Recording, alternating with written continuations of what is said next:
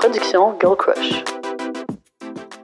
Avant de commencer l'épisode d'aujourd'hui, il faut absolument que je vous parle de Floravie, qui est notre commanditaire officiel. Floravie, c'est quoi? C'est une entreprise canadienne qui œuvre dans le domaine de la santé sexuelle et qui s'engage à veiller au bien-être intime de chacun. Ils offrent des produits qui sont hypoallergéniques, d'une qualité exceptionnelle, qui sont conçus au Canada en étroite collaboration avec des professionnels de la santé. Leur gamme vise à améliorer la santé globale via la santé sexuelle, qui comprend le bien-être physique, mental et social. Ils offrent des gammes autant pour les femmes que les hommes et on retrouve parmi leurs produits des lubrifiants à base d'eau, à base de silicone, des accessoires intimes pour femmes, des poids et dilatateurs vaginaux, des aphrodisiaques naturels, des anneaux péniens, des sprays désensibilisants pour hommes ainsi que des coupes menstruelles. Vous pouvez retrouver les produits Floravie dans les grandes pharmacies du Québec ainsi que dans les supermarchés Avril. Sur ce, bon épisode tout le monde et merci Floravie pour votre confiance. Bienvenue dans votre safe space pour vous inspirer.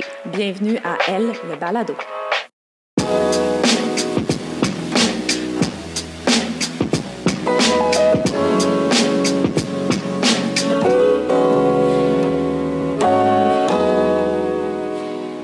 Allô Chloé! Salut! Allô, les filles! Hey, merci d'être avec nous aujourd'hui. C'est radieuse. Ça me fait vraiment plaisir. Bien, pareillement. Hey, là, on dirait, j'ai l'impression de dire ça à chaque épisode, mais c'est vrai. T'es sur notre liste depuis le début qu'on veut te recevoir.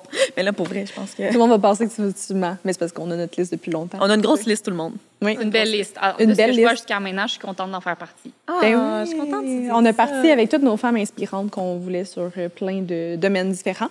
Puis, tu sais, côté sport, Ouais. activité physique et tout, je pense que ça peut vraiment être intéressant d'en parler un petit peu plus. Ouais, j'ai vraiment hâte à l'épisode d'aujourd'hui. Oui! Ben, on est là. On est là, on part. parfait, c'est là. Par contre, avant de se lancer Oui. dans le sujet, on va a bien. un petit segment questions en rafale. Oh, OK. Fait que c'est questions rapides, réponses rapides. Es-tu Je suis prête? stressée. Ben, oui. Tout le monde dit ça. Vas-y, Kat.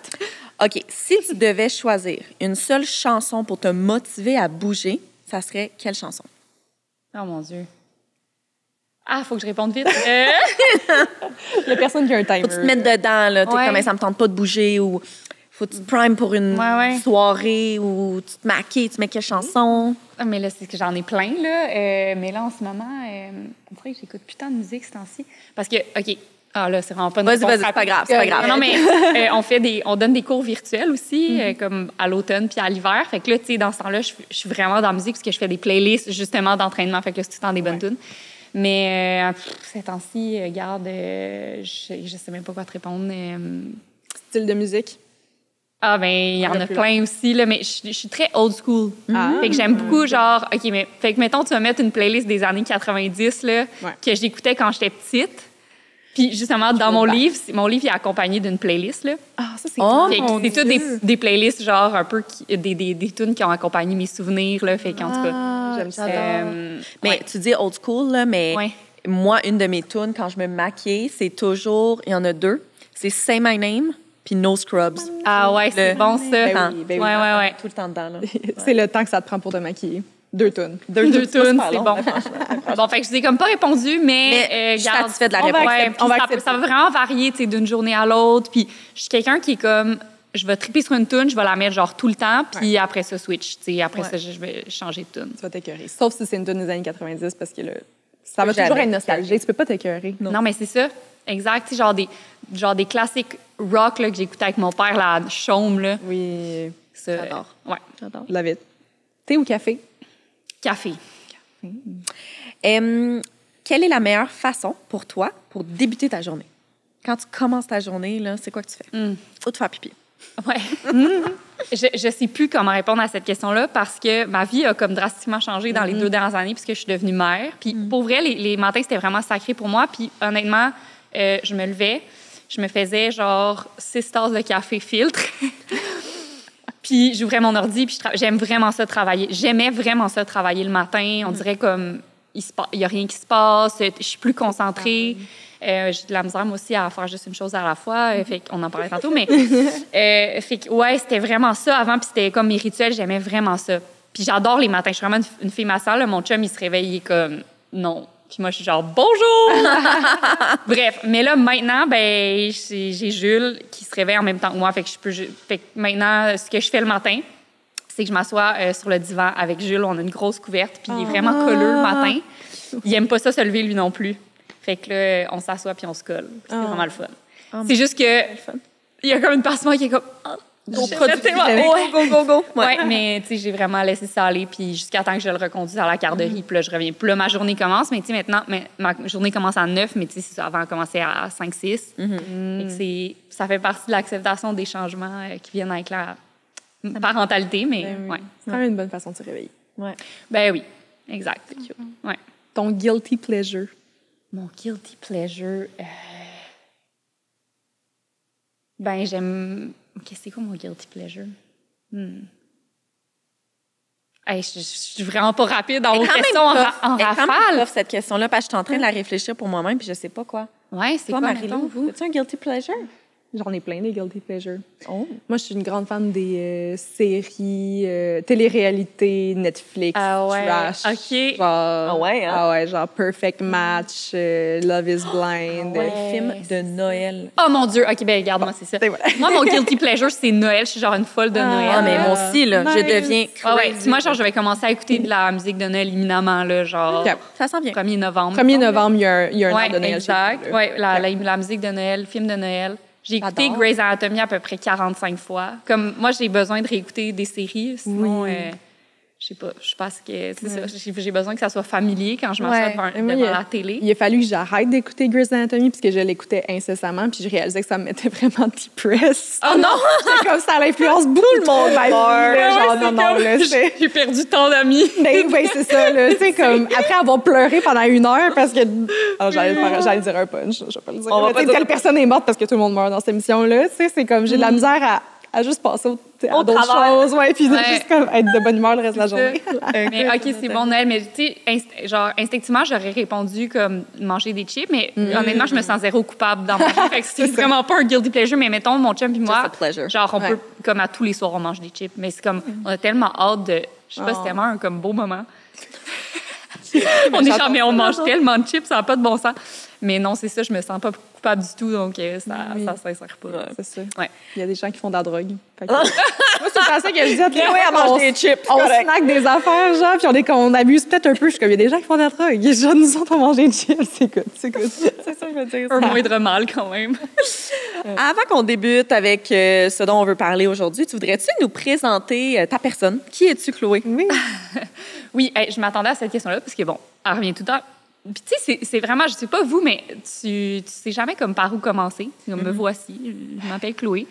Mais en fait, ce que je dis tout le temps, c'est que je suis quelqu'un qui adore les gens, très sociable. J'adore le sport depuis toute jeune. Et puis, ben le sport, j'adore le mouvement. Puis j'adore la nature. Et j'ai eu la grande chance de fonder une entreprise qui rassemble ces 3 passions-là, finalement. Puis c'est une entreprise qui m'a beaucoup définie dans les dernières années. Fait que souvent, d'entrée de jeu, quand je me présente, mais je parle du mouvement Happy Fitness, qui est une entreprise que j'ai fondée il y a 12 ans. Parce que c'est ça. 12 ans? Oui, ça va bientôt faire 13 ans. Là. Mon Dieu! Ouais, ça fait un bail. J'avais 21 ans. J'étais encore à l'université. Fait que c'est ça, tu sais, ça prend beaucoup de place dans ma personnalité, mais de moins en moins, je dirais. Puis c'est pour moi un beau travail, là, dans le sens où, dans les dernières années, j'ai vraiment appris à déléguer, j'ai vraiment, tu sais, établi des processus. Je me suis vraiment arrangée pour que la business puisse être saine et continuer de rouler sans être dépendante de moi, tu sais.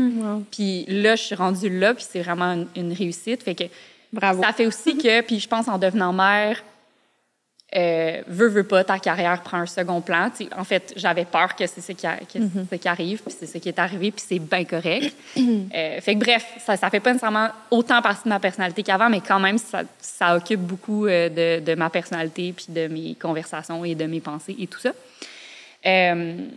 Fait que c'est ça. Puis je suis quelqu'un qui aime beaucoup la vie. J'aime juste ça. Tu sais, célébrer. Puis justement, pour moi, le sport, se rassembler pour bouger en gang, c'est une façon de célébrer la vie. Fait qu'on dirait que de faire vivre ça à des gens à tous les jours de la semaine, à travers Happy Fitness, ça me remplit de joie vraiment. Fait que c'est ça. Sinon, ben, c'est ça, je suis maman, je suis mariée, puis j'adore ma famille. C'est aussi quelque chose qui est très important pour moi. Fait que voilà. Tu as un enfant? Oui, j'ai un enfant et un futur enfant. Oui. Ouais. Fait que, ouais, Jules, 2 ans et 4 mois maintenant. Puis là, ça. Le bébé lui ou elle, on sait pas c'est qui, mais qui va arriver fin janvier. Fin janvier. Oui, exact. Fait que c'est ça. Là, je suis vraiment, je dirais, je suis dans mon mom era. Puis ça a été long avant que j'accepte ça. J'étais vraiment dans la résistance là, pendant les 2 premières années. J'étais comme, tu sais, je vais continuer tout ce que je fais.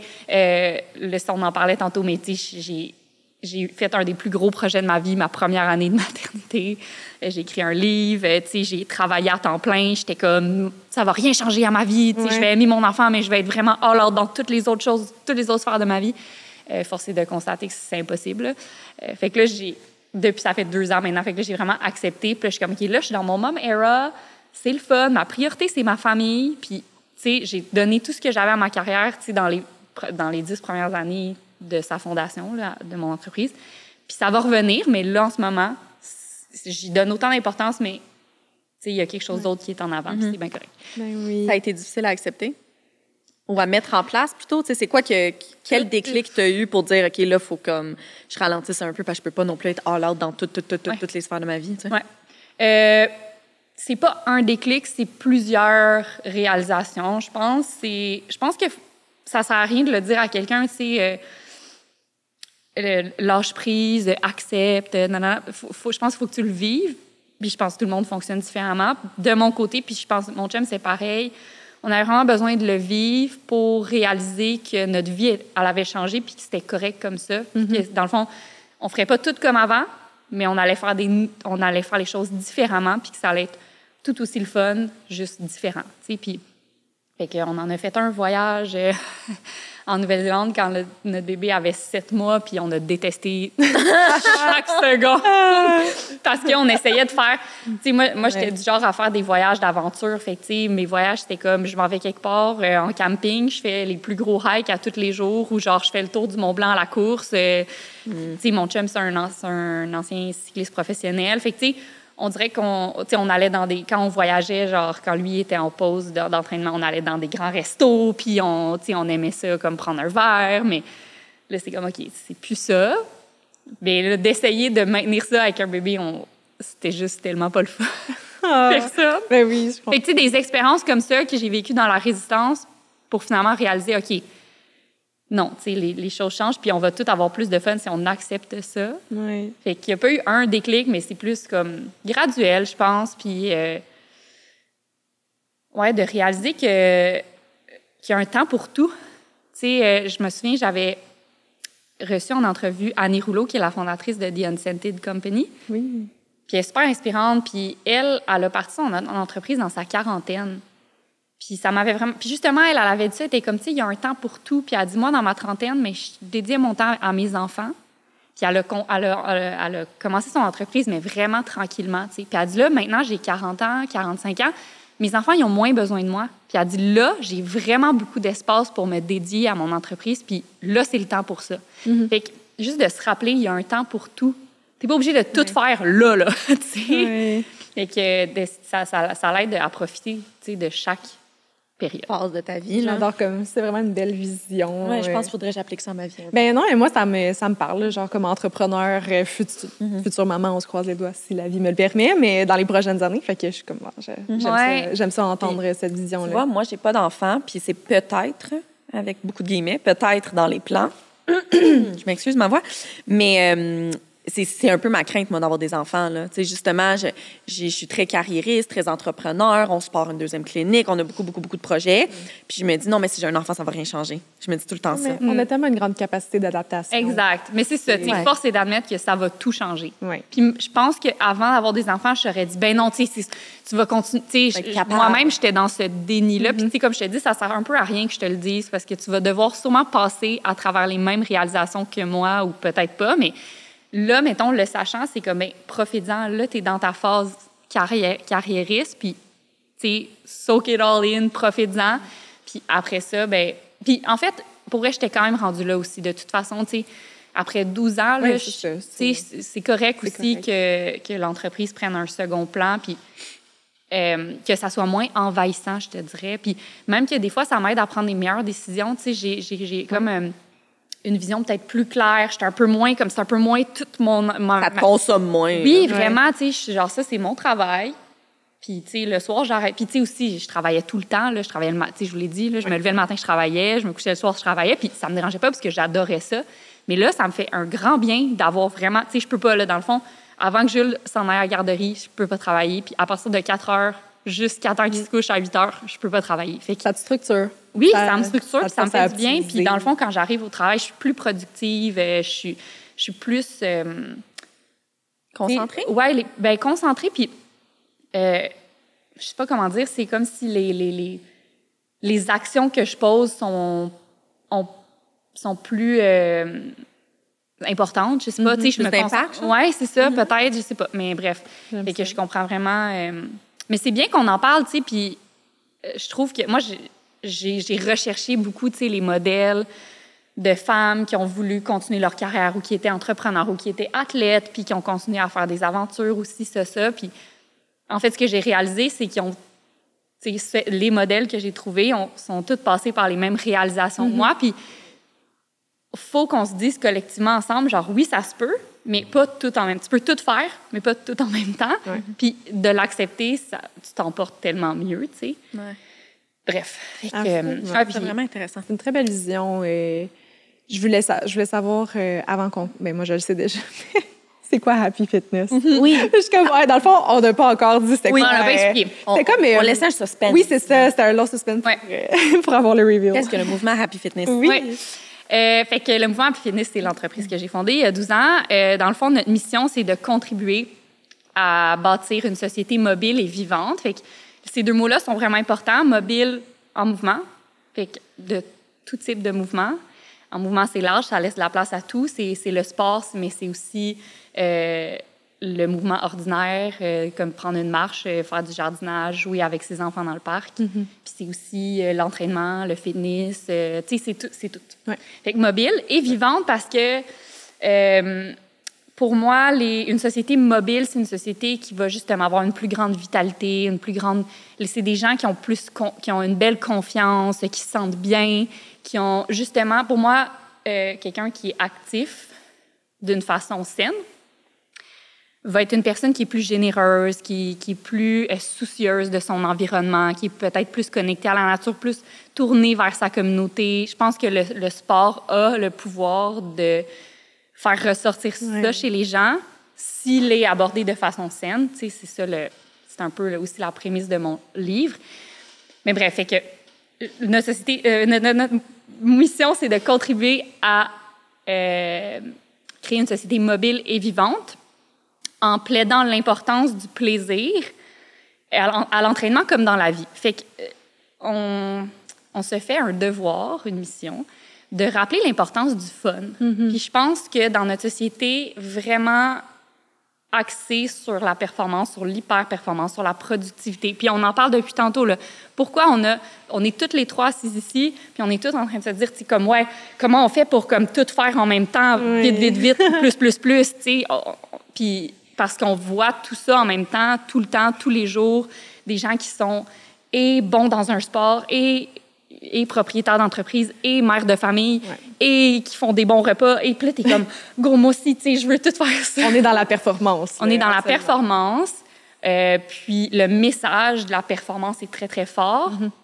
Fait que je pense que c'est important qu'on vienne le contrebalancer avec un retour du fun, un retour de la légèreté, un retour du jeu. On en parlera plus tard, mais nous, c'est vraiment ce qu'on essaie de faire, bon, principalement dans le sport. Fait que, tu sais, nous, ce qu'on veut faire, en fait, c'est engendrer des expériences positives du mouvement pour les femmes. Fait que le mouvement Fitness, ça s'adresse aux femmes. On a aussi une branche qui s'adresse aux entreprises. Fait que là, c'est engendrer des expériences positives du mouvement pour tout le monde. Mais la fondation de Happy vient vraiment du fait que moi, j'ai eu un énorme privilège toute mon enfance de pouvoir faire du sport de façon hyper saine, avec beaucoup de plaisir. C'est très sociable, pardon. Puis j'ai eu la chance d'essayer aussi plein de sports, puis d'apprendre à bouger de façon avec confiance et compétence. C'est ce qu'on appelle une littératie physique. Quelque chose qu'on sous-estime. On comprend bien l'importance d'apprendre à nos enfants à lire, à écrire, à parler, mais on dirait qu'on sous-estime l'importance de leur apprendre à bouger. Mais ce qui arrive quand tu apprends aux jeunes à bouger, dans le plaisir, dans l'exploration, dans la curiosité, ce que j'appelle dans l'esprit du jeu, mais tu leur donnes confiance en leurs compétences, puis tu leur donnes des outils pour être capables de bouger toute leur vie et d'ajuster leurs mouvements en fonction de leur période de vie. Parce qu'on s'entend, puis tu sais, j'imagine que toi, tu dois le voir beaucoup avec la clientèle que tu suis, mais tu sais, moi, en ce moment, je bouge pas comme je bougeais il y a 3 ans. Je bouge quand même parce que c'est essentiel à ma santé, c'est essentiel à ma santé mentale, à mon bien-être, à ma bonne humeur. Mais je m'entraîne pas pour faire Arcana là, demain, là. Comme la plupart des gens ou comme j'aurais fait il y a 4 ans, puis c'est correct. Mais puisque j'ai la chance d'avoir développé plein d'outils, bien, moi, je suis capable de dire, je vais aller en vélo avec mon fils, je vais aller nager, ou comme je vais juste me baigner au lac, ou je vais comme jouer au soccer dans le parc avec les enfants, tu sais, peu importe, mais tout ça, c'est accessible à moi parce que j'ai développé une littératie physique très jeune, sans me rendre compte que j'étais pas bonne. Dans le sens où, quand t'es petit, tu sais rien faire. Fait que c'est normal de pas savoir kicker un ballon, de pas savoir sauter, de pas savoir courir et tout ça. Quand tu deviens adulte, c'est très confrontant. C'est beaucoup plus difficile d'apprendre des nouvelles choses. Il faut réapprendre à apprendre de nouvelles choses, mais force est de constater que c'est intimidant. C'est parce que c'est vraiment intimidant. C'est vraiment intimidant. Fait que c'est pour ça que je parle beaucoup des écoles, plus que je m'explain. Je me rappelle la question. C'est ça qu'on aime. J'adore, c'est super intéressant. Je m'explique de choses, mais c'est pour ça que je parle beaucoup des écoles, de l'impact du rôle des écoles dans le développement de la littératie physique, parce que on peut pas, c'est trop demander aux familles, c'est pas toutes les familles justement qui ont le privilège, que ce soit financier, que ce soit l'espace en termes de temps, mental, etc., de donner ces outils-là là, de mouvement à leurs enfants, mais la communauté, le gouvernement, les écoles, c'est notre rôle, c'est un rôle collectif selon moi. Bref, je reviens à ta question. Là. C'est pas l'intérêt. Ouais. On en reparle plus que, tu sais, des écoles, mais que...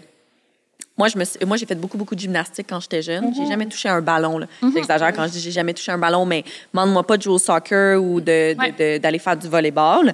Fait que je suis super bonne pour faire la split puis faire une roue, mais à part ça, tu sais, à l'école, là, les cours d'éducation physique, là, c'était super intimidant. Puis je trouve personnellement qu'avoir un bloc de... On dirait que je réfléchis en même temps de te parler puis avec ce que tu me dis, mais avoir le bloc le vendredi matin que tu vas faire le soccer en éducation physique, j'haïssais ça, là. Je comprends. Ça serait bien plus le fun d'avoir en français, mettons, on va au parc puis comme on bouge en fonction... Avec un ballon, etc. Puis, en fait, je parle beaucoup, là, justement, de la structure des cours d'éducation physique à l'école. Puis pour moi, c'est une catastrophe que le sport, qui est aussi essentiel, on s'entend que le sommeil puis l'alimentation, je dis le sport, le mouvement, soit quelque chose qui est noté et qui soit quelque chose dans lequel tu peux être bon ou pas bon. C'est une énorme... C'est catastrophique parce que il y a des enfants de 8 ans qui vont, justement, être pas bons au soccer ou pas aimer ça, tu sais, parce que c'est correct de pas aimer tous les sports, là. Ça veut pas dire que tu peux pas bouger, tu sais. Et même, c'est tellement pas grave de pas être bon, tu sais, c'est comme... Personne dirait comme, lui, tu sais, il est vraiment pas bon en alimentation... Et pour le reste de sa vie, il devra être sous-alimenté, comme quoi. C'est ça, tu sais, mais c'est ça le message qu'on envoie aux jeunes en disant, tu sais, toi, tu as un D en éducation physique, tu n'es pas une sportive. Fait que la personne est comme, tu sais, moi, je suis pas une sportive, c'est pas pour moi le sport, mais le mouvement, c'est pour tout le monde. Si tu as un corps, tu dois le bouger et tu n'es pas obligé d'être bonne à le faire. Mais ça, on le comprend pas. Tu sais, le sport, l'activité physique, l'entraînement, on a comme catégorisé ça comme une autre affaire dans laquelle il faut être bon ou pas en faire. Oui. Puis ça met une énorme pression, c'est des énormes barrières, tu sais. Fait en tout cas, tout ça pour dire que c'est un peu la raison d'être de Happy Fitness, finalement. Moi, j'ai eu ce privilège-là, quand j'étais jeune, d'apprendre à bouger avec confiance et compétences, d'avoir accès à plein de sports, puis de vivre des expériences positives du sport. Fait que je me suis fait plein d'amis, j'ai eu du fun, puis après ça, j'ai expérimenté toute la partie compétition aussi, puis dans mon livre, j'en parle, j'ai tiré autant de leçons positives de cet aspect-là, compétitif. Mais c'est ça, tu sais, quand je suis arrivée au cégep, j'ai vraiment été confrontée à d'autres réalités. Tu sais, c'est un peu ça le propre d'un privilège, c'est que tu penses que c'est la réalité de tous et de toutes jusqu'à ce que tu réalises que non, c'était un privilège. Fait que là, j'ai rencontré surtout beaucoup de filles qui avaient eu des expériences négatives, décevantes, parfois traumatisantes du sport et qui avaient décidé que c'était pas pour elles. Puis les statistiques sont avec moi ici. Là, c'est 1 fille sur 3 qui abandonne le sport à l'adolescence au Canada, en Amérique du Nord, contre... Puis c'est vraiment beaucoup, 33 mais c'est encore plus gros quand on le compare aux garçons. Fait que c'est 1 garçon sur 10 versus 1 fille sur 3, tu sais.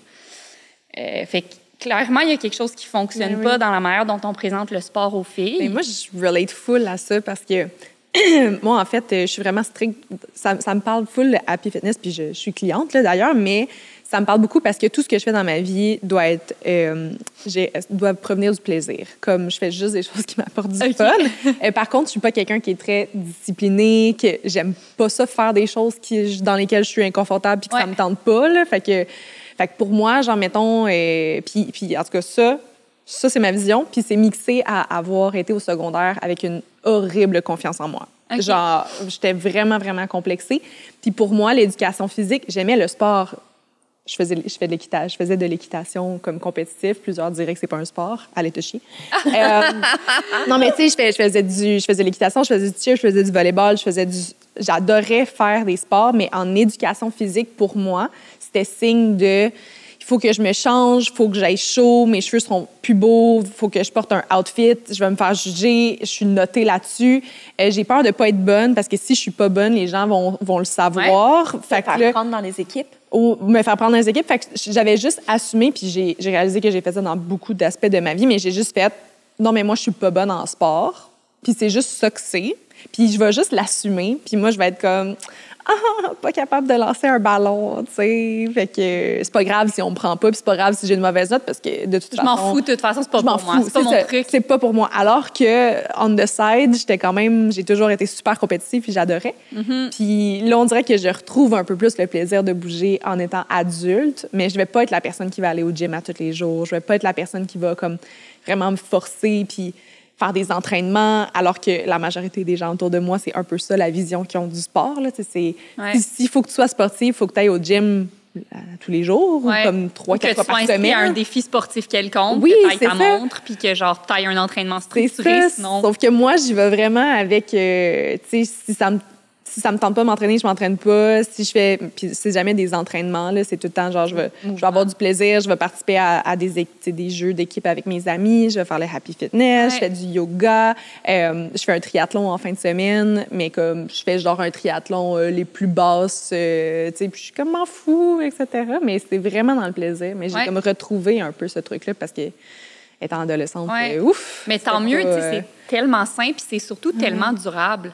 Oui, c'est ça que je me dis. Parce que, puis tu sais, je suis contente pour toi que tu aies réussi à retrouver ça parce qu'il y en a plein que, ben justement, moi, c'était mon constat. J'étais comme, oh mon Dieu, tu sais, il y avait plein de filles qui étaient comme, oh my God, genre, moi, j'aimais vraiment ça, faire du sport. Puis là, j'en faisais beaucoup rendu au cégep. Puis, tu sais, c'était vraiment, je sais pas comment tu fais, moi, je déteste ça. Je sais, de toute façon, je sais même pas quoi faire. J'aille ça au gym, j'aille ça toute seule.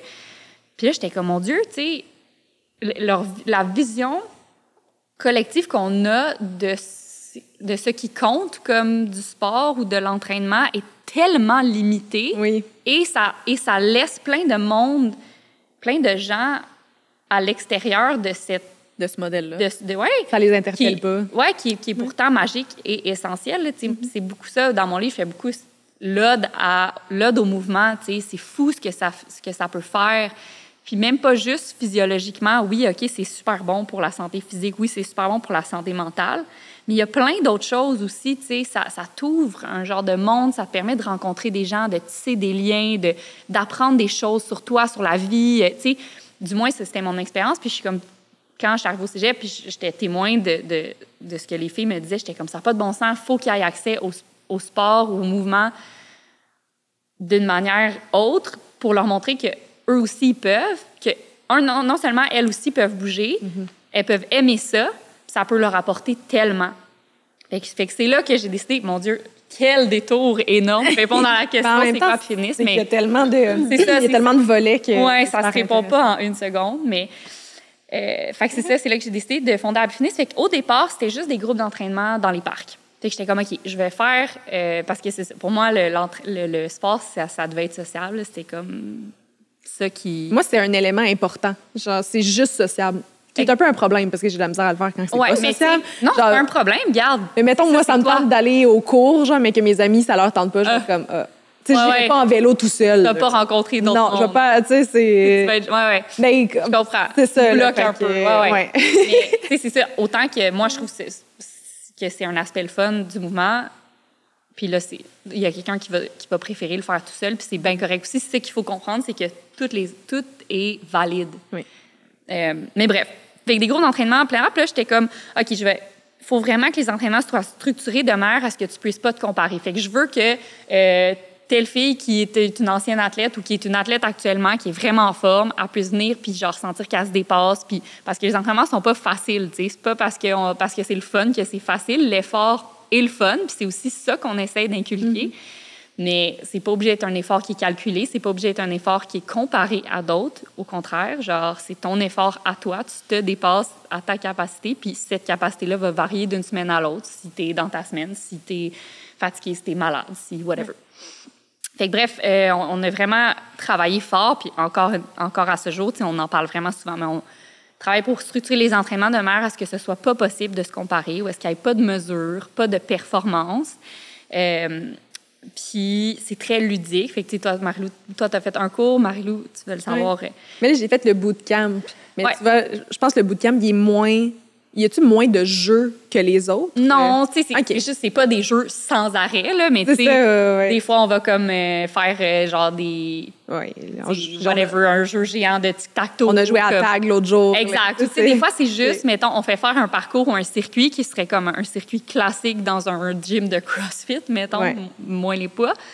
Mais c'est comme un circuit rentrée scolaire. Fait que là, c'est genre, c'est comme, OK, là, t'as oublié ta sandwich. Fait que là, tu fais des allers-retours pour aller chercher ta mayonnaise puis faire ta sandwich. Puis là, ici, genre, en tout cas, tu sais, c'est vraiment, ça n'a aucun rapport. Puis les gens sont genre, mais voyons donc. Mais après ça, t'embarques puis t'es comme, OK, c'est trop drôle. Puis pendant 1 heure, tu fais juste dire n'importe quoi puis rire puis être avec d'autres filles puis bouger ton corps puis te dépasser, mais dans un esprit vraiment ludique. Puis ça fait juste du bien, tu sais, d'être genre, hey, on s'en fout, ça n'a pas de bon sens ce qu'on dit. Pourquoi faudrait que ça ait du bon sens? Je veux dire, en termes entraînement, ce qu'on dit, ça a du bon sens. Les entraînements sont structurés. Toute notre équipe, c'est des kinésiologues, des gens formés. Mais on peut accompagner ça d'une touche de folie, puis ça fait du bien à tout le monde. T'sais. Des fois, on fait comme des courses à relais. Je dis course parce que, encore une fois, on ne fait pas partir tout le monde en même temps pour pas que ça soit une course. Mais tu sais, les changements de place, c'est genre des jeux de main. Puis là, tu sais, c'est comme... Moi, j'aime tellement cette image de m'imaginer comme 500 filles dans les parcs de Montréal qui jouent à des jeux de main après le travail le soir. Puis c'est tellement beau, puis c'est tellement important parce qu'on a tellement plus de place pour la légèreté puis la folie, justement. Fait que c'est ça. Au départ, c'était des groupes d'entraînement en plein air. Puis là, ça l'a grossi. Maintenant, on en a aussi à Québec, sur la Rive-Sud, la Rive-Nord de Montréal. Et bien sûr, beaucoup à Montréal. On fait aussi des retraites. Fait que ça, c'est comme un condensé de notre philosophie. On a des retraites week-end. Fait que les filles arrivent le vendredi jusqu'au dimanche. On est dans un chalet. Il y a une chef sur place, une coach sur place. Puis on s'entraîne, on mange, on boit du vin, on boit du café. on rit, on discute, on se baigne. C'est juste vraiment le fun. Puis je le dis, là, on boit du café, on boit du vin parce que des fois, le monde sont comme, une retraite, on aura-tu le droit de manger? Est-ce qu'on peut boire du café? Oui. Puis, tu sais, on mange comme il y a. C'est tous les repas, c'est vraiment de la gastronomie. La chef qui est avec nous, Ariel, qui est incroyable, est diplômée en pâtisserie à l'ITHQ. Fait qu'elle fait des trop bons desserts. Puis, tu sais, c'est vraiment. Ça me parle en dessous. Fait que, bref, on a des retraites. On a fait des voyages aussi au Costa Rica. Là, maintenant, on a un podcast, Balado, l'état du jeu. Là, c'est plus le podcast de Happy Fitness, c'est à Marie-Philippe et moi, mais quand même, tu sais, ça a partie ça fait partie de la grande famille. Exact. On a une branche en entreprise, fait qu'on offre des conférences, des entraînements, des genres de formules team building 5 à 7 en entraînement, etc. Fait que c'est comme une grosse bébite un peu compliquée. On a des programmes en ligne aussi maintenant. tu sais, là, c'est rendu plus complet, mais essentiellement, c'est ça, Happy Fitness. Je prends un petit moment de cet épisode pour vous parler de mon entreprise qui est Oli Éducation. Oli, c'est une plateforme d'éducation à la sexualité où on accompagne les parents qui ont des enfants entre 0 et 12 ans pour parler de sexualité plus facilement à la maison. On y retrouve du contenu éducatif véhiculé par des professionnels de la santé, de l'accompagnement par une messagerie privée ou encore en téléconsultation spécialisée pour l'enfance. Alors, si ça vous tente de prendre en main l'éducation à la sexualité de votre enfant, venez faire un tour sur Oli et je vous offre un petit code promo de 10 % de rabais avec le code BALADO10. Et sur ce, de retour à l'épisode. Puis, d'où est venue l'idée du jeu? Parce que tu en parles un peu d'essayer de bouger avec le plaisir, mais tu sais, de quand est-ce que tu t'es dit, on va vraiment mettre des jeux dans nos entraînements? Tu sais, c'est sorti d'où, cette idée-là? Là? Fait que le jeu a 2 places, là, si je peux dire. Fait que mettre des jeux dans les entraînements, c'est depuis le début, là, c'est comme... Je sais pas, ça vient d'où, tu sais, je pense que c'est comme... Il y a quelque chose de fascinant à faire jouer des adultes, comme de vraiment puissant là-dedans aussi. Puis... Moi, j'ai tout le temps été quelqu'un un peu fofolle, là, puis genre, qui se prend pas trop au sérieux, puis... Fait que je sais pas, on dirait que ça m'est venu naturellement. J'étais comme, hey, on essaie-tu de faire... Tu sais, puis quand on dit des jeux, c'est pas tout le temps genre, on joue pas au quilles, là, tu sais. Mais tu sais, des fois, ça va être genre... tu sais, je me rappelle la dernière session, il y avait comme un petit circuit, puis c'était comme un carré, puis là, c'était genre... une traversée en chassé. Mais là, pendant les chassés, il fallait que tout le monde crie « Wouhou! Wouhou! Wouhou! » Genre, au début, t'es comme « Ah, c'est tellement gênant. » Mais après ça, finalement, tout le monde embarque, puis c'est juste tellement, ça défoule, puis c'est juste drôle, puis c'est une ambiance où est-ce qu'on invite les gens à pas se prendre au sérieux, puis il y a quelque chose de libérateur là-dedans. Ouais, trouves-tu qu'on joue pas assez dans nos vies d'adultes? Oui, d'adultes, mais c'est ça, exact. Puis, fait que ça, c'est le jeu, tu sais, à proprement parler, comme, tu sais, jouer, là, carrément, mais... Le jeu a pris une autre dimension là, dans ma réflexion par rapport à notre relation au mouvement au fil des années, puis j'en parle beaucoup dans mon livre, mais c'est la philosophie du jeu. Fait que ça, c'est plus une attitude à adopter qu'une action en soi. Là, genre, on n'est pas obligé de jouer aux cartes pour jouer. Une attitude de jeu, ça va être une attitude qui est empreinte justement de légèreté, d'un certain laisser-aller, qui est axée sur le processus. Fait que c'est une attitude qui va nous inviter à moins obséder avec le résultat, puis amener plus d'importance dans le processus. Puis, tu sais, quand on y pense, notre vie, c'est le processus. Tu sais, le résultat, c'est toujours... c'est jamais garanti. Tu sais, fait que si tout ce que tu fais dans ta vie est axé strictement sur les résultats, tu risques d'être déçu puis peut-être malheureux parce que si tu n'apprécies pas le processus, puis il y en a qui vont dire « Ah, tu sais, c'est le chemin pour s'y rendre, c'est ici, ça, tout ça. » Oui. C'est bien cliché, mais c'est vrai. Oui. Tu sais. Fait que l'attitude de jeu, c'est beaucoup ça aussi, puis c'est très inspiré des enfants. Tu sais, les enfants sont vraiment dans... Céline Lamy, je ne sais pas si vous connaissez, mais elle c'est une pédopsychiatre, puis elle a sorti un nouveau livre qui s'appelle... voyons. J'ai un blanc. On va le mettre dans la description. Oui. Le drame de l'enfant parfait, excusez. C'est Céline Lamy? Oui. Mais bref, elle parle beaucoup du fait que les enfants vivent dans le kéros, puis nous, on est dans le chronos. C'est-à-dire que, tu sais, puis moi, j'en parle, ce que je dis, c'est les enfants sont dans le moment présent, sont spontanés, ils sont détachés de leur ego aussi. Là, tu sais, en anglais, on dirait qu'ils sont selfless. Puis plus on grandit, plus on est modelé par la société, ben plus on devient conscient de notre... on devient... pas selfless, là, on devient selfish. Oui, non, pas selfish. Ben, tu sais, on est dans l'ego, là. Oui, mais c'est ça. On est dans le paraître, on est dans ce qu'on fait, on est dans la performance. On est beaucoup plus centré, là, sur... Oui, exactement. Mais voyons, je cherche le mot, là, mais c'est comme... Self-conscious, dans le sens que... les enfants sont un-self-conscious, puis nous, on est self-conscious. Ça veut dire qu'on s'observe surtout. On s'observe. On a peur de ne pas être bien habillé, de ne pas bien faire le mouvement, de ne pas choisir le bon sport, de ne pas être bon, de ci, de ça. Tu sais, ça nous occupe beaucoup. Ça change nos décisions, etc. On est moins spontané, on est beaucoup dans la planification, on est beaucoup dans le résultat, on est dans la performance, on est dans l'optimisation, tu sais, de tout. Puis moi, ce que je dis, c'est en fait, c'est un appel à la nuance. C'est-à-dire que c'est bien correct d'être dans la planification et on a besoin de structure et les résultats sont importants et c'est correct de mesurer et les données nous aident. Et, tu sais, là, je parle en sport, mais dans tout. Oui, vraiment. Tu sais, c'est pas un anti-monde des adultes, mais je pense qu'on gagnerait tous et toutes à adopter un peu plus la philosophie du jeu. Alors, apprendre à être un peu plus dans le moment, se détacher un peu plus de notre image, apprendre à être moins bon puis que ça soit pas grave, apprendre à se détacher des données, se détacher des mesures et se tourner vers notre intuition, s'écouter davantage. Tu sais, je pense que... Puis, bon, là, je parle en général. Moi, bien sûr, je l'applique beaucoup au mouvement parce que je pense que c'est une des clés pour que collectivement, on ait une meilleure relation avec le mouvement. Mm-hmm. Tu sais, je pense que c'est sûr que si tu arrives dans le merveilleux monde du sport, là, puis je pense que la plupart des gens arrivent de cette manière-là, se disent, tu sais, il faut que je sois bon, il faut que j'aie les bons équipements. Puis, tu sais, maintenant, on a tellement d'informations, c'est que c'est super paralysant. C'est comme, maintenant, c'est quoi le bon sport? Ouais. C'est comme, il n'y en a pas, ça n'existe pas, le bon sport. Bouge ton corps, puis ça va être correct, tu sais, mais...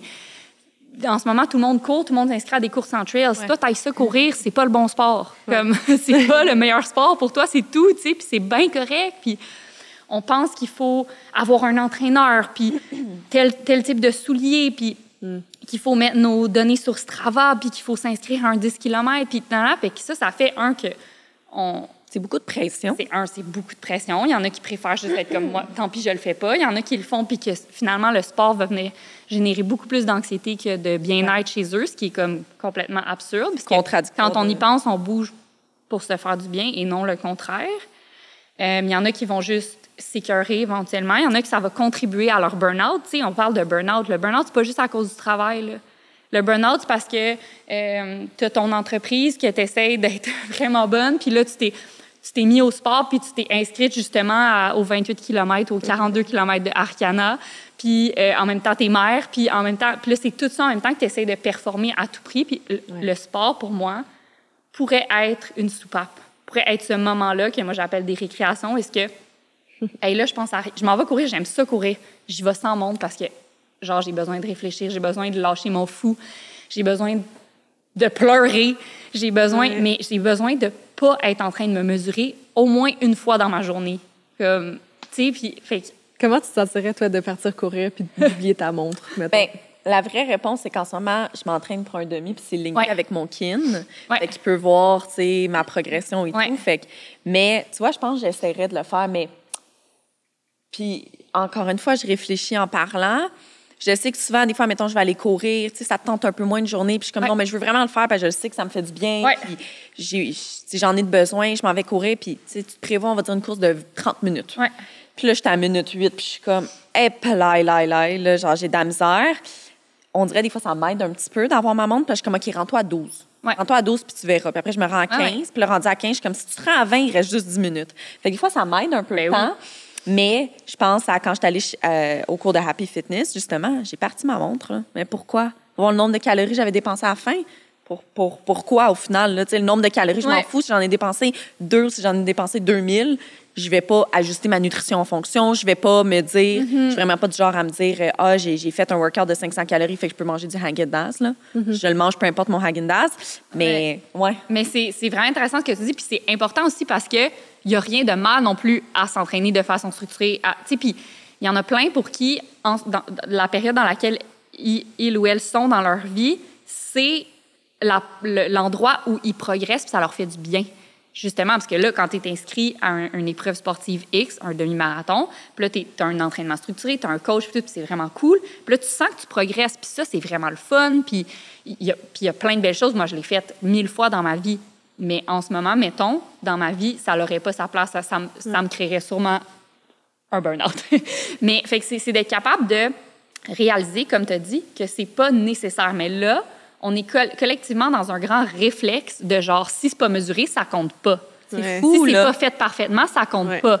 Donc, puis c'est là, il est là le problème, en fait. C'est ce manque de nuances-là. Puis c'est aussi ce manque de connaissance de soi aussi parce que on est devenu tellement dépendant des données puis des informations que les données nous donnent, que les données nous donnent. Non, mais de l'information qui nous vient des données, de l'information qui nous vient des experts, qui là sont tellement accessibles avec Instagram, avec Internet, blablabla, les livres. C'est qu'on ne sait plus comment on se sent. On ne sait plus si on est blessé, on ne sait plus si on est fatigué, on ne sait plus ce dont on a besoin. Ouais. On est comme, tu sais, puis... C'est fou parce que moi, si je peux te couper, là, ben oui. j'ai une patiente récemment qui est venue me voir, elle s'est blessée en courant. C'est pas une grande coureuse de base. Des fois, elle court un petit peu, mais ça fait pas des je veux pas dire de distance, mais c'est pas une coureuse habituelle, plutôt. Puis, là, elle est allée courir 2 ou 3 kilomètres. Elle n'est pas allée faire non plus un 21, là. Puis, elle a super mal quelque part. Okay. Mais je dis, tu sais, souvent, l'erreur, puis elle est dans un sport vraiment de performance de base. Je suis comme, souvent, l'erreur, c'est qu'on va courir trop vite. Ce à quoi elle m'a répondu, ben non, je courais pas vite, je courais à tel pace. C'est pas... On s'en fout du pace que tu cours. Comment tu te sentais? C'était quoi ton effort? Oui, c'était quoi ta fréquence cardiaque? T'étais-tu capable de parler pendant? Tu te sentais-tu bien? T'avais-tu mal? Ou t'avais-tu don hâte que ça finisse? T'sais? Aucune idée. Aucune idée parce que elle, c'était un pace lent parce que selon tous ses amis sur Strava, X nombre, je veux pas dire des chiffres encore une fois, là, mais c'était un pace lent. Exact. Tu peux courir lentement à 3 du pace comme tu peux courir vite à 10 du pace. Tu sais, ça dépend de qui que t'es. Puis je le vois tellement, moi, avec mes patients qui viennent blessés, là. La course, moi, j'adore la course, fait que c'est sûr que je vais prôner la course. J'adore. Tu vois, moi, en ce moment, je ne pas, là. C'est vraiment pas le fun pendant cette grossesse-là de courir. Fait que je suis comme, je fais pas ça en ce moment. Mais j'adore la course, tu sais. Ben oui. Mais pour moi, 3 km, c'est beaucoup, là. 3-5 km, là, au final, mon max, je pense que je commence un peu à faire ce switch-là parce que moi, avec la gym, c'était tellement de la performance, puis j'ai adoré le sport de la gymnastique parce que ça m'a apporté une très grande conscience corporelle, de la proprioception, quand même beaucoup de confiance, je dirais. Puis quand je commence un nouveau sport, quand je commence un nouveau sport, je suis souvent, entre guillemets, bonne. Tu sais, j'ai une bonne conscience corporelle, fait que je suis capable de, OK, positionne-toi comme ça, je vais être capable. Mais je me rends compte que c'est tellement un sport solo, premièrement, mais tu es dans des groupes. Tu sais, on était un groupe de 5 filles qu'on suivait. Fait que tu es tout le temps un peu contre tout le monde, semi en équipe, mais pas vraiment. Puis c'est les micro-points de tout, la perfection. Puis c'était tout le temps, tu sais, des entraînements à telle heure, tu sais. Fait que je me rends compte que ça me suit un peu dans ma vie après ça parce que j'ai de la misère, je fais beaucoup de CrossFit, j'ai de la misère à aller au CrossFit, puis je travaille là-dessus, mais surtout, mettons, si j'étais avec mon chum, mais je vais essayer de le battre, là. Genre, c'est pas vrai qu'il va être en avance sur moi, c'est wall ball, là. S'il n'y a pas pris de pause, je prends pas de pause. Mais au final, si j'ai besoin d'une pause parce que j'ai vraiment soif ou je pogne une crampe, je devrais la prendre, ma maudite pause. Oui, puis c'est ton chum. C'est pas... Oui, mais aussi... C'est pas dans un... Non, mais peut-être que des fois, c'est vraiment ça que tu as besoin, genre essayer de battre ton chum, puis c'est ça qui va t'amener à dépasser. Puis ça peut être vu comme un jeu. C'est ce dont tu as besoin, ça peut être vu comme un jeu aussi, puis tu as juste de l'énergie. Puis mais peut-être qu'une autre fois... t'as une semaine hyper stressante au travail, t'as pas full bien dormi, tu te remets d'un rhume, bien, peut-être la dernière chose dont ton système a besoin cette journée-là, c'est d'aller genre all-in, all-out à essayer de battre ton chum. Mais tu le sauras pas parce que t'es comme... On est beaucoup dans la tête, puis on est vraiment moins dans... On connaît pas notre corps, on sait pas comment il réagit. Puis, tu sais, c'est ça. C'est vraiment intéressant que tu dis ça parce que bien, je le vois beaucoup, tu sais, c'est très généralisé, là, puis l'exemple de ta cliente que tu donnais, tu sais, c'est tellement triste parce que elle sait pas c'est quoi, dans le fond, aller vite, aller lent, elle le sait pas parce que ce sur quoi elle se fie, ce sont les données, puis les données des autres. Puis, tu sais, ça peut être très délétère parce que, justement, ça crée plein de blessures. T'sais, moi, je pense que c'est démotivant. Démotivant. Tu commences à courir, puis tu as 3-4 minutes de plus de pace que exact. Personne tu vas sur ce travail, puis tu es comme, mais voyons, mais semble, je bouge quand même dans la vie, je suis pas super sédentaire, je devrais être bonne. Puis tu vas tout le temps être déçu parce que, genre, mettons, au début, tu commences à courir, puis là, tu rushes à courir, puis là, tu es capable de faire 1 km, 2 km, 3 km. Puis là, à un moment donné, tu es comme, OK, je suis capable de faire une couple de kilomètres. Ah, ouais, mais je cours moins vite que tout le monde. OK. On ajoute la vitesse. Il y aura toujours quelqu'un qui court plus vite que toi, puis qui en fait plus. Je parlais à une de mes amies qui a commencé à faire du trail il y a genre 3 ans, puis elle dit, puis là, elle est comme là, j'essaie de prendre une pause parce qu'elle dit, j'ai réalisé que j'étais devenue vraiment obsédée, puis c'était comme plus le fun. Puis elle dit, ça me faisait vraiment du bien de complètement, genre, m'immerger dans le monde du trail, parce qu'elle dit, j'écoutais des podcasts là-dessus. Elle dit, ça me sortait de mon travail, comme on dirait que ça me faisait du bien, tout ça.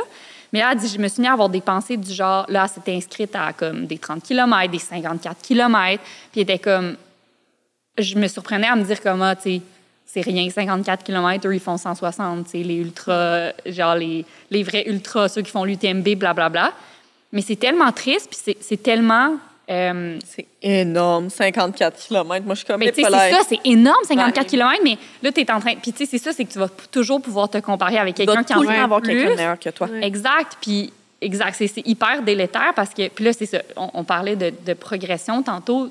Toi, t'es physio, fait que tu vas le savoir, là, mais moi, ce que je trouve un peu triste en ce moment, c'est que, tu sais, la course, c'est quelque chose qui prend du temps à bâtir, puis c'est le fun de bâtir ton progrès de façon justement progressive et sécuritaire, de ne pas te blesser. Mais là, le fait qu'on pense que tu viens de commencer à courir, puis tu es comme, ben, tu sais, à la fin de l'année, je vais m'inscrire à un 28 km, c'est la plus petite distance du Arikana. Fait que, tu sais, mais c'est comme, hey, moi, ça a pris du temps avant que je cours 30 km, là, ça a pris des années. Tu sais, puis le fait qu'on pense qu'on est obligé de, comme, tout de suite s'inscrire à un gros événement, mais les gens progressent, tu sais, c'est too much too soon, là. C'est une des premières raisons des blessures, tu sais, je veux dire. Puis ça vient beaucoup de la pression externe. C'est comme, triste, il faut que... C'est triste parce que, puis, tu sais, tu pourrais être juste vraiment fier de toi à courir des 5 à 8 kilos tout ton premier été de course, puis automne, puis après ça, comment là j'aime vraiment ça, puis je me sens solide, puis là, j'ai le goût d'essayer peut-être un événement, puis premièrement, t'es jamais obligé de faire des événements sportifs. Il y en a là, qui courent, puis font pas de course, puis c'est bien correct aussi, mais ça non plus, on pense plus que c'est correct. C'est ça que je veux dire quand je dis la vision collective qu'on a du sport qui compte est extrêmement limitée. Tu sais, mais en fait, comme faut s'ouvrir nos œillères, c'est genre courir sans montre, ça compte. Courir, pas faire d'événements sportifs, ça compte. Pas courir, ça compte.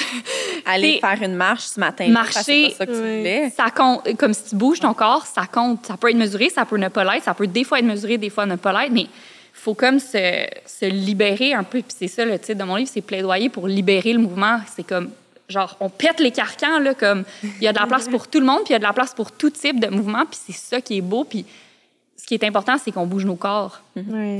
C'est fou ce que tu as dit tantôt parce que c'est vrai que les gens vont beaucoup plus se fier à des données objectives externes de leur corps. Là. On parle de Strava, du temps, n'importe quoi, plutôt que leur propre ressenti. Ouais. Je trouve ça quasiment triste parce que, tu sais, là, tu parlais tantôt, c'est correct juste courir des 5 km, etc., mais ça se peut que toi, là, pendant 2 ans, tu cours, tu as commencé avec des 3, des 4, tu te rends à 8, puis là, pendant toute une saison, pendant 6 mois de temps, c'est vraiment difficile des 8, là, puis toi, 6, c'est ton maximum, là. Mais ça, tu sais, tu pourrais juste être découragé puis te pousser encore plus, puis finalement te blesser parce que tu veux tellement arriver à ton 10 km qui était peut-être ton objectif, plutôt que de faire une réflexion puis te baser vraiment sur ton ressenti puis dire « Hey, je suis plus fatiguée. Hey, il arrive telle chose.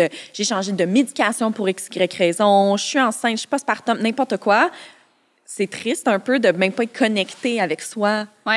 Pourtant, en fait, je partage une étude dans mon livre, puis c'est prouvé qu'on est meilleur pour savoir comment on se sent que nos données à ce jour. T'sais, puis là, bon, c'est porté à évoluer avec l'intelligence artificielle et tout ça. Peut-être qu'un jour, les données vont être meilleures pour nous dicter comme notre niveau de récupération puis notre niveau de « OK, t'es prêt à recommencer le whatever ». Mais à ce jour, on est meilleur à savoir ce que ça nous prend. Puis peut-être que ta montre va dire genre, c'est bon, t'as récupéré. Puis là, tu vas aller courir, puis t'es comme, non, j'ai pas récupéré. En fait, je me sens comme tellement dans le gaz. Puis là, finalement, 2 jours après, tu vas être malade. Puis c'est comme, ah, ben, tu sais, ta montre, elle le savait pas, ça, tu sais. Puis maintenant, tu sais, je veux dire, avec les... Je veux pas nécessairement nommer des marques, mais, tu sais, il y a des bracelets, puis là, t'as vraiment beaucoup de données. Tu sais, t'as ton rythme cardiaque, ta variabilité dans ton rythme cardiaque, tout ça. Bon, OK, ça donne vraiment beaucoup d'indices, mais justement, c'est rendu que ça nous dit tellement d'indices que... on se lève le matin, on est comme, ah, j'ai bien dormi. Ta montre te dit, ah non, finalement, je suis fatiguée, j'ai pas bien dormi. Mais c'est comme, non, tu te sentais bien, là, comme avant de checker ta montre. Quand mon score de sommeil est bas, je suis comme, ah, ça va être rough aujourd'hui. Non, c'est ça. C'est fou comment qu'on mesure tout, là. C'est ça. Fait que c'est vraiment un appel à la nuance dans le sens où c'est bien correct de mesurer, puis c'est vrai que ça nous donne des super bons indicateurs de progrès, de performance. Ça nous aide à structurer nos entraînements. On en connaît beaucoup maintenant, puis c'est incroyable. C'est la physiologie de l'entraînement, j'adore, là, mais il faut être capable de nuancer ça avec une écoute de soi, avec une connaissance de soi, de son corps. Puis il y a pas une physio ou un expert qui va pouvoir te dire si tu es prêt, si tu es 100% prêt, si ta blessure est 100% réglée ou pas. À un moment donné, c'est comme, mais comment tu te sens, ta douleur sur 10, est-ce que c'est tolérable, est-ce que tu es sur le bord de ta limite ou est-ce que tu l'as dépassé, est-ce que... Ça, à un moment donné, ça vient de la connaissance de soi. Je sais pas si tu vas être prend du temps, d'accord, là. puis ça prend du temps de développer ça, là. Bien, vraiment, ouais. Puis, tu sais, là, on parle vraiment de connaître son corps, jouer, comme prendre le mouvement dans le plaisir, dans le jeu. Puis, tu sais, je sais même pas comment le dire, mais en ce moment, le modèle qu'on a dans la société de bouger, s'entraîner, le fitness, entre autres, ce que je vois beaucoup, moi, avec des patientes plus femmes, c'est beaucoup dans l'apparence physique, beaucoup dans la perte de poids, beaucoup dans, encore une fois, les résultats, etc., etc. Comment on est capable ou comment tu es capable, via le mouvement Happy Fitness, de faire ce switch-là, tu sais, avez-vous faites-vous des séances d'information au début, tu sais, comment on est capable de faire vraiment ce switch-là avec une femme qui entrerait dans l'entreprise ou comme cliente, puis qui est vraiment mindsetée plus comme, ben moi, je veux bouger parce que je veux perdre du livre. Oui. C'est vraiment une grosse question, puis je pense qu'il n'y a pas une réponse absolue, mais on en parle beaucoup au sein de l'équipe, puis on essaie toujours de peaufiner notre façon de... En fait, on essaie vraiment de venir détacher le mouvement de tout aspect esthétique. Fait qu'on veut plus que le mouvement, comme il a été dans le passé, puis comme il l'est encore pour beaucoup de personnes, soit seulement un outil pour modifier ton corps qui sera jamais assez parfait, tu sais. Fait que la première chose qu'on fait, déjà, c'est qu'on n'en parle jamais. On parle jamais d'esthétisme, ça n'a pas rapport, c'est même pas pour ça qu'on bouge. Fait que juste le fait de ne jamais faire de lien entre tel exercice puis modifier tes fesses, c'est comme ça. C'est fou que c'est comme ça, hein? Là, on va faire des squats aujourd'hui, là, ça va vous donner des belles fesses pour l'été, mesdemoiselles. C'est ça, exactement. Fait que tellement ça partout. Ben oui, puis ça fait vraiment pas partie de notre discours. Fait que c'est beaucoup par le langage aussi. Puis après ça, fait que ça va être de défaire cette association-là qui est hyper étroite. Fait que, tu sais, de jamais dire... hey, OK, gros entraînement aujourd'hui. Après ça, vous allez pouvoir aller manger de la crème glacée. Tu sais, comme tu as dit tantôt, c'est comme vous pouvez manger de la crème glacée, que ce soit venu à l'entraînement ou pas. Tu sais, comme c'est pas directement lié. C'est pas genre un plan comptable là, qui... Comme, ça balance-tu? Ouais, tu sais, je veux dire... Il faut pas avoir toujours ça en tête. Là, fait que ça, c'est la première chose. Défaire cette association-là étroite qui a été créée au fil des années entre le sport et l'esthétisme et le poids. Puis ensuite de ça, c'est recréer une nouvelle association positive avec le sport. Fait que là, ça se fait pas en une fois. Là. Tu viens pas à un entraînement, puis bam, c'est réglé. Ça se fait en plusieurs... Tu sais, c'est beaucoup de déconstruction, de plein d'acquis, qui ça non plus, ça se fait pas en une journée, puis ça se fait graduellement. Puis après ça, c'est de, rebâtir des associations positives avec le sport. Fait que, pendant toute la session Happy, puis là, je dis Happy, mais ça peut être plein d'autres organismes, plein d'autres expériences positives du sport que tu peux avoir. Mais, OK, là, j'étais allée m'entraîner, puis je me suis fait une nouvelle amie, c'était trop nice. J'étais allée m'entraîner, puis je pensais comme pas que j'étais capable de faire cet exercice-là, mais finalement, j'ai réussi. Genre, je suis vraiment fière de moi. Oh my God, on est allé s'entraîner, puis on s'est fait pogner par la pluie. C'était tellement drôle. Bam. Fait que là, c'est comme, tu colles des nouvelles expériences positives au sport, puis qui n'ont rien à voir avec, genre, modifier ton corps, maigrir, canceller le repas que tu as mangé hier, tu sais. C'est comme, on associe du dépassement, de la fierté, des amitiés, des connexions. Des fois, ça va être juste genre, genre, l'autre fois, il y a 2 semaines, il y a une de mes amies puis une cliente qui, en partant du cours Happy, était comme j'ai tellement l'impression que je profite de ma vie quand je viens à Happy. Oh. Puis, tu sais, fait que ça, comme bam, il y a quelque chose qui s'est créé parce que quand elle vient, elle laisse son sel à la maison, elle marche pour venir au parc. C'est un beau moment, genre, elle marche dans le parc après le travail. Elle est dehors, elle voit le coucher de soleil. Il y a plein de gens qui sont contents d'être là. Fait qu'on dirait que tu te laisses emporter par cette ambiance-là aussi. Fait que, tu sais, c'est ça. C'est que c'est fait que étape 1, déconstruire tous les mythes puis toutes les connexions malsaines qu'on a créées au fil du temps. Puis ça, tu sais, aussi, ça peut aider de se défaire de l'exposition quotidienne qu'on a à plein de médias qui vont entretenir cette association-là. Puis après ça, ben c'est de construire quelque chose de plus positif avec des associations. Fait que même chose, ben là, peut-être aller suivre des médias ou comme s'exposer à des gens, des podcasts, des pages Instagram, peu importe, qui vont promouvoir ça, tu sais, le mouvement de façon saine. Oui. Exact. Fait que, tu sais, comme je te dis, c'est super vague comme réponse, puis il n'y a pas une personne que ça va se passer de la même façon, puis que... Mais, tu sais, je pense que c'est des petits moments qui vont créer un grand changement éventuellement, tu sais. Oui, si ça t'a pris, on va dire que tu commences, tu veux changer ton mindset par rapport à l'entraînement à 30 ans. Dis-toi, ça t'a pris 30 ans. Exactement. Construire là, peut-être le mindset qu'on essaie de Ouais. changer. Oui, ça va pas en prendre 30 ans tout changer non plus, là. Nécessairement, mais ça sera pas en 3 séances. C'est ça. Exact, là. Ouais. Ouais. Comment qu'on fait pour bâtir des habitudes qui vont comme perdurer dans le temps? Ouais, tu sais, admettons une femme, justement, là, qui... Moi, là. J'arrête ma question, là, d'abord. Non, mais tu sais que justement, comme que je disais, pour moi, le jeu, c'est vraiment important. C'est Ouais. rare que je fais des affaires que j'aime pas. Fait que comment que je fais pour bâtir ces habitudes-là en ayant la philosophie du plaisir, du jeu, du confort, etc.? Moi, quand on me demande des trucs, j'ai tendance à répondre le seul truc qui fonctionne, je pense, c'est d'accepter qu'il n'y a pas de truc. Puis justement, de se dire, d'adopter une approche flexible. Genre, OK, fait que je pense que le conseil que je te donnerais, c'est la flexibilité. OK. C'est-à-dire que, bon, déjà, nous, on est des femmes, fait qu'on a un cycle menstruel pour la plupart. Il y en a que ça ne va pas les affecter. C'est vraiment différent d'une femme à l'autre, mais Oui. on a la phase folliculaire, la phase lutéale. Ton corps, il ne réagit pas de la même façon, juste au niveau de comment et de quel... j'ai le mot « fuel » en tête, là, mais... Hormones? Non, de ce qu'il va utiliser comme énergie. Fait que, tu sais, quand on est dans notre phase d'hormones élevées, ben le corps, il va économiser un peu plus le glycogène, puis il va plus utiliser du gras. Fait que là, ben, tout ce qui est intensité, ben, c'est plus difficile à ces moments-là, souvent. Où il y en a qui ont de la fatigue, il y en a qui ont des douleurs, il y en a, tu sais, je veux dire, il y a plein de choses qui se passent. Fait que, d'être capable d'ajuster ses entraînements ou sa pratique de mouvement en fonction de ces changements-là. Donc là, c'est à petite échelle à chaque mois.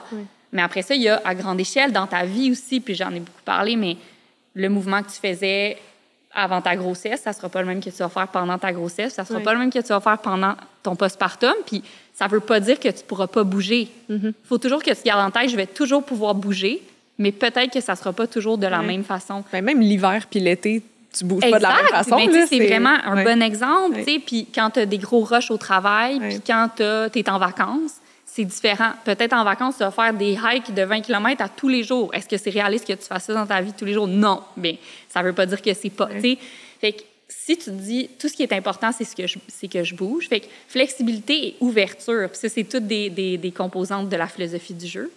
Mais, tu sais, si tu dis flexibilité, ouverture et plaisir, ben tu vas réussir à être constante parce que c'est comme, OK, ben c'est sûr, il faut que je bouge parce que mon corps, il a besoin de bouger. Mais aujourd'hui, ce qui est possible pour moi, c'est d'aller à l'épicerie puis au travail à pied puis de revenir. Mais ça va me faire 1 heure de marche aujourd'hui. C'est comme tellement bon, tellement bénéfique, puis ça compte. Tu sais? Ouais. Puis là, je t'ai invité à un cours de danse avec mes amis, j'y vais. Ouais. Mais la semaine prochaine, tu n'auras peut-être pas le goût de ça parce que justement, peut-être que tu vas être menstruée puis tu n'es pas de bonne humeur dans ce temps-là. Tu es comme, laissez-moi tranquille, je m'en vais pas à un cours de danse. Mais d'accepter ça, je pense que ça permet une certaine constance parce que si on est trop rigide, puis là, on s'entend, je parle, là, je réponds à ta situation. C'est sûr que ma soeur, qui est une athlète professionnelle, ben, il va falloir qu'elle fasse ses entraînements en fonction de la structure établie, puis de ses objectifs, puis de ses courses qui s'en viennent. Ouais. On Ben, s'entend. on est plus dans comme bâtir les habitudes de vie. Exact. Mais même ma sœur, qui est une athlète professionnelle, qui est une des meilleures au monde dans son sport, elle utilise beaucoup ça. Puis de plus en plus, en fait, elle a eu beaucoup pas des œillères, mais je dirais, elle était très, très disciplinée. Puis elle était comme, le plan, c'est ça, je fais ça parce que le plus important, c'est mes objectifs. Puis effectivement, c'est bien correct, c'est sa job d'être bonne. Mais maintenant, elle est comme, ben là, tu sais, voici l'objectif global de la semaine. Il faut que je travaille tel type d'intensité. Mais là, je suis vraiment fatiguée aujourd'hui. Je vais aller faire mon échauffement. Si ça passe pas, je ferai pas ces intensités-là parce que ça va être plus délétère que bénéfique. Puis même elle est capable de s'ajuster puis d'être flexible. Fait qu'il faut, nous, se donner ce droit-là parce que je pense que c'est ce qui va faire qu'on va être constant et durable dans nos habitudes, tu sais. Il n'y aura pas des up and down, des blessures, Genre, frustration. Exactement. Aussi, je suis comme full disciplinée, full all-in, puis là, à un moment donné, il arrive quelque chose dans ta vie, puis c'est sûr qu'il va arriver quelque chose dans ta vie, puis ça sera pas prévu que tu aies un proche qui va être malade. Toi, tu vas être malade, tu vas perdre ta job, tu sais, peu importe, là. Puis là, tu vas pas pouvoir suivre ton plan que tu as suivi depuis 2 mois. Fait que là, tu vas faire quoi? Tu vas arrêter complètement de bouger ou tu vas trouver une autre manière qui fit bien dans ta vie à ce moment-là, tu sais? Fait que je pense que ça serait ça, tu sais. Puis pour ça, il faut vraiment se défaire de beaucoup de « il faut que », puis de règles qu'on pense devoir On s'impose nous-mêmes des règles. Là. Oui. J'adore, là. Oui. Et là, Chloé, on continuerait Hey, pendant des heures. Je sais, je parle beaucoup, je m'excuse. Non, excuse-toi pas, c'est ça qu'on veut. T'excuses de parler beaucoup sur notre balado. C'est une qualité ici. J'adore. Non, mais on te l'a dit tantôt, j'étais comme, on va partir dans des conversations, oui. c'est ça qu'on veut. C'est parfait. Je pense qu'on ferait la question L. Est-ce que je la fais ou tu la fais? Vas-y, mon chou. OK. Fait que si tu as écouté ou pas, on va assumer que tu n'as pas écouté aucun de nos balados. En fait, OK. là, à la fin de chaque épisode, on pose la question L pour elle, le balado, qui est une question un peu plus réflexive. Ça se peut que ça reprenne un petit peu ce qu'on a dit tantôt, mais je te la lance. T'es prête? Oui. Comment penses-tu que notre vision de la forme physique en tant que femme changerait si on mettait l'accent sur la joie et la santé plutôt que sur les apparences physiques? Grosse question. Comment penses-tu que... La vision de la forme physique ou Ouais. la... Ouais. Ben, je pense qu'on verrait ça comme un privilège et quelque chose de vraiment magique dans nos vies, tu sais. Puis, je parle beaucoup du concept de récréation dans mon livre, mais si on est capable de justement se libérer de toutes ces obligations-là, de cette grande association à la modification du corps, puis la perte de poids, puis tout ça, je pense qu'on serait capable d'aller voir le mouvement comme quelque chose qu'on a la chance de faire avec notre corps, puis qu'on a la chance de faire comme on veut, puis pour s'élever en tant qu'humain, puis genre se mettre de bonne humeur, puis vivre des expériences, puis rencontrer des gens, puis tu sais, en fait, je suis convaincue que c'est ça qui arriverait, puis c'est ce que je souhaite au plus de femmes possible, tu sais, parce que c'est ça que je le dis et je le répète, c'est magique le mouvement quand tu réussis à le faire d'une manière saine puis qui t'apporte de la joie. Puis il y en a pour qui ça va être dans la performance. Puis c'est vraiment cool aussi, tu sais, mais c'est tellement beau. Je trouve ça trop triste qu'il y ait des gens en soient privés à cause de la dictature des tendances, à cause de la dictature du poids, de l'esthétisme, de la performance parfois. Fait que, ouais. C'est vrai que c'est un privilège de bouger. Ouais. Vraiment. On est à une blessure, une maladie chronique, genre de regretter de ne pas avoir bougé. Qui ne peuvent pas, là, qui ont moi, tu sais, à tous les jours, puis tu sais, il y a une de mes amies, Marie, qui s'occupe des réseaux sociaux de Happy, qui va faire une course demain. Puis là, elle était stressée, puis tout ça, puis t'es là, on a comme fait une publication sur quoi te répéter si t'es vraiment angoissée de ta course. Puis ça, c'est la première chose, c'est comme, c'est un privilège, là. Honore-le, tu sais, on s'en fout de ton temps. T'as tellement de chance d'être là, de faire partie de cet événement-là avec plein d'autres gens. Comme, il y a tellement de personnes qui n'ont pas cette chance-là, tu sais, que ça soit capacitiste. Tu sais, on t'a parlé de maladie chronique, moi, mon père a eu un accident, il s'est cassé la colonne, tu sais, des accidents comme ça, mais même, on a l'espace et la sécurité physique, financière. Tu sais, je veux dire, je pense pas là, qu'à Gaza, en ce moment, ils ont le privilège de bouger librement. Là, tu sais, fait que c'est de se rappeler comme si en ce moment, ton activité, c'est d'être dans une course à laquelle tu t'es inscrite, que tu as payé, que tu es avec des amis, que tu es à la veille en camping et tout. Je veux dire, il n'y a rien de stressant. Là, c'est juste un privilège pour vrai. Là, comme, c'est pas ta job, puis juste profite-en pour vrai. Tu sais, c'est ça. J'adore. Si tu avais une femme à nous recommander pour venir sur le podcast puis parler de son histoire inspirante, laquelle serait-elle? Que tu connais ou pas? Ah, c'est une bonne question. Ben là, il y en aurait vraiment 1000. Mais puisque je vous ai parlé de ma sœur, puis honnêtement, c'est quand même une des femmes que j'admire le plus. Fait que je pense que je dirais ma sœur, qui s'appelle Magali Rochette, qui est une athlète, une cycliste professionnelle. Puis c'est... Non, mais tu sais, je sais pas, c'est vraiment une athlète qui est très intéressante et intéressée. Tu sais, elle s'intéresse à plein d'autres sujets, puis elle réfléchit beaucoup à ce qui compose la vie d'une athlète, justement, puis elle essaie de... Tu sais, ça fait comme 10 ans qu'elle fait ça maintenant. Fait que, tu sais, puis être une femme dans ce monde-là aussi. Justement, j'écoutais un podcast en m'en venant, mais on est en train de lire un livre qui s'appelle Good for a Girl, qui est une coureuse, Lauren Fleshman, qui a écrit un livre, puis elle parle beaucoup de la structure du sport qui est vraiment bâtie pour les hommes et les petits garçons, qui ne considèrent pas la puberté des femmes, entre autres. Puis, ben, ça fait que, justement, la donnée que je vous donnais tantôt, 1 sur 3 versus 1 sur 10 qui lâchent le sport à l'adolescence, bien, souvent, c'est parce que on n'est pas guidé à travers notre puberté. On se fait pas dire comment tu vas avoir des seins. Puis c'est sexualisé, tu sais, la puberté. Fait qu'on n'ose pas en parler puis l'aborder. Fait que ce que ça fait, c'est que ben, les filles sentent qu'ils arrêtent de progresser aussi vite que leurs amis, que leurs collègues garçons. Puis là, ils pensent qu'ils n'ont plus leur place dans le sport. Fait qu'ils sont juste mal accompagnés. Mais en tout cas, ce que je veux dire, c'est que ma sœur a réfléchi beaucoup à la place des femmes dans le sport. Fait que, puis c'est juste la personne la plus humble et la plus cute. J'adore. Non, mais j'adore. Ouais, fait que je vous recommanderais, mais honnêtement, il y en a plein là, que je vous recommanderais, mais bon. On va être là longtemps. Magali. Il n'y a pas de problème. Magali Pion Podcast. Où est-ce qu'on peut te suivre? Fait que mon compte personnel, c'est Petite Roche. Le mouvement Happy Fitness pour le compte de Happy Fitness. Et ben, c'est pas mal ça. Ton livre, c'est? Mon livre s'appelle Tout le monde aime danser. Plaidoyer pour libérer le mouvement, publié chez Québec Amérique en janvier cette année. Puis ton balado? Oui, puis mon Dieu, excusez. Je l'ai dit comme tantôt. Puis sinon, vous pouvez m'écouter à l'état du jeu, un balado que j'ai avec Marie-Philippe Jean. J'aurais pu vous référer elle aussi comme femme. Mais c'est ça, on parle de plein de sujets, toujours de manière nuancée et toujours avec un petit lien avec le mouvement ou le bien-être, mais vraiment de façon exposée. Là, on va parler de tous les sujets vraiment qui occupent notre vie de jeunes trentenaires, femmes trentenaires. Je recommande fortement. Ben oui. Et puis, si jamais vous avez aimé l'épisode d'aujourd'hui, vous pouvez laisser des étoiles sur le podcast, 5 étoiles. Vous pouvez aimer, vous pouvez commenter votre partie préférée et nous suivre sur nos médias sociaux à Elle le balado. Puis ben merci beaucoup, Chloé, d'avoir été avec nous. C'était de si loin. Fun. Ça m'a fait plaisir, c'était très le fun. Merci. C'était un plaisir. Bye tout le monde. Bye bye. Bye.